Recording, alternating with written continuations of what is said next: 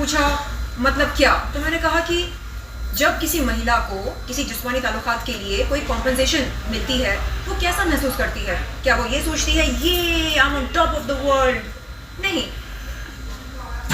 वो जिस तरह महसूस करती है बिल्कुल वैसा ही मेरा अनुभव रहा उस रिश्ते में रहकर।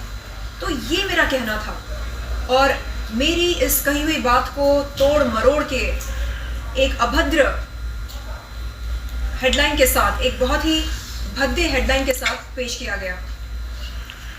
तो मैं ये सोचती हूँ कि क्यों किसी महिला को जलील होते हुए देखकर हमें मज़ा आता है, क्यों? और अगर मज़ा नहीं आता है तो इसका मतलब ये है कि हमारे अंदर का ज़मीर जिंदा है, और अगर मज़ा आता है तो कहीं ना कहीं हमारा ज़मीर या तो अधमरा है या मर चुका है।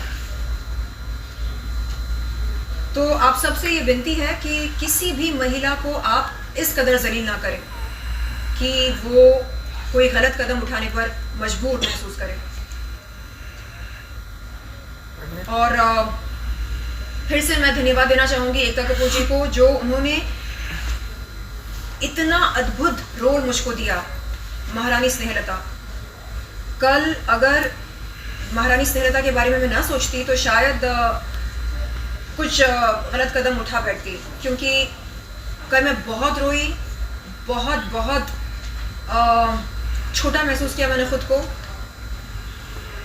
मेरे ख्याल से कोई भी लड़की मेरी जगह होती तो बिखर जाती, टूट जाती, लेकिन मैंने खुद को बिखरने से रोका, टूटने से बचा कर रखा, क्योंकि मैं खुद को बार बार याद दिलाती रही कि नहीं, कोई भी गलत कदम नहीं उठाना है, ऐसा कुछ नहीं करना है जिसके चलते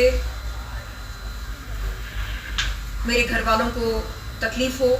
तकलीफ होगी नहीं होगी ये बात की बात है, जिससे उन तमाम महिलाओं का हौसला टूटे जो कुछ ना कुछ मानती हैं मुझको, जिन्हें लगता है कि हाँ, अगर शर्लिन चोपड़ा ज़िंदगी में आगे बढ़ सकती है तो हम भी आगे बढ़ सकते हैं।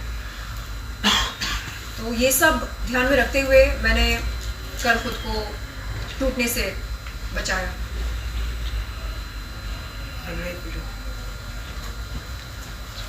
माँ, आपकी पॉरशपुर 2 के बारे में बहुत सारी चर्चा हो रही है, जिस तरह से ट्रेलर है, जिस तरह से आपको आपकी एक्टिंग की काफ़ी लोगों का इंतज़ार है, तो कुछ कहना चाहेंगे पॉरशपुर 2 के बारे में? जी, पॉरशपुर 2 में मैंने महारानी स्नेहलता की भूमिका करी है, और महारानी स्नेहलता एक कमाल की महिला है। यानी वो खुद को मन ही मन किसी महारानी से कम नहीं मानती हैं, हालांकि वो होती हैं केवल एक रानी, और महाराज के कई रानियां होते हैं, और उन रानियों में से एक हमारी महारानी स्नेहलता होती है। और कोई इन्हें अगर रानी कह दे तो उस इंसान को टोक कर कहती हैं रानी नहीं, महारानी स्नेहलता कहो, क्योंकि इन्हें लगता है कि अगर राज सिंहासन का कोई असली हकदार है तो वो ये है और कोई नहीं। और इन पर कई सारे जुल्म किए जाते हैं, बावजूद इसके ये खुद को बिखरने नहीं देती हैं, खुद को समेट कर रखती हैं, और इनकी नज़र, इनका लक्ष्य एकदम अटूट होता है।